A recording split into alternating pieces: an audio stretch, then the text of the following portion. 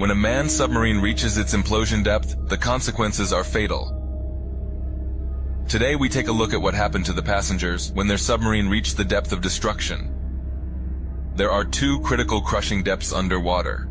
The depth that engineers say is the limit for diving, and the depth at which a submarine actually implodes.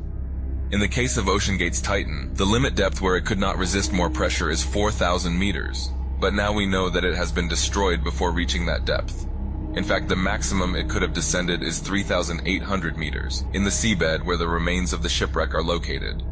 There are several hypotheses of why it is believed that the submarine did not hold up this time, when it had already made multiple trips to the remains of the Titanic, without suffering technical failures. The one that has the most support and credibility is that of director of Titanic and Avatar himself, James Cameron, who designed his own submarine with the help of Australian engineers, and now holds the record for the deepest voyage into the Mariana Trench, the deepest point in the ocean at about 11,000 meters below sea level. Apart from having descended to the remains of the Titanic more than 30 times. According to Cameron and confirmed by the Submersible Regulations Bureau, carbon fiber, the material with which the submersible's main hull was built, doesn't have the necessary specs to withstand thousands of pounds of pressure per square inch, as thick as it may be. Even though they made it 5 inches thick, although very strong, it's still a composite material and doesn't have the same lifespan as titanium and hardened steel, which was used on Cameron's Deep Challenger.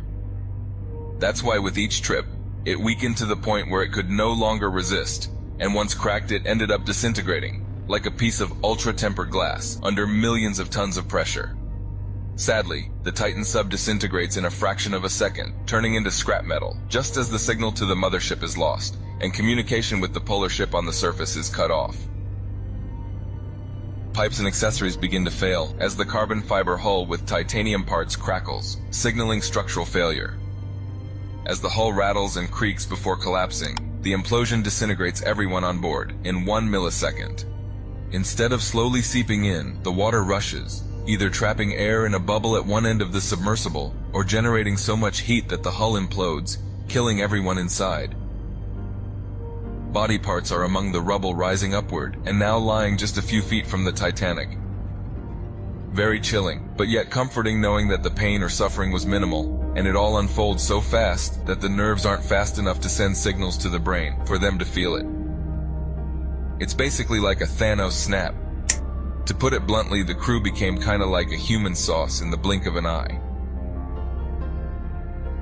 The anatomy behind this is that it takes time for information like pain to travel through your nerves to the brain and be processed. In the case of pain, it takes approximately 100 milliseconds, that is 99 milliseconds more than the implosion took. The incredible thing is that it takes 13 milliseconds to process visual images, which means they disappeared before realizing what they saw. There were 5 people in the Titan submersible. Suppose they weigh 80 kilos each. That means that there are about 400 kilos of remains that have to go somewhere. So why do they say they won't find them? Well, first we must take into account the heat, because the submersible produces a giant air bubble inside. The pressure compresses that air, and when that happens, it heats up to approximately the temperature of the sun, about 5,000 degrees Celsius.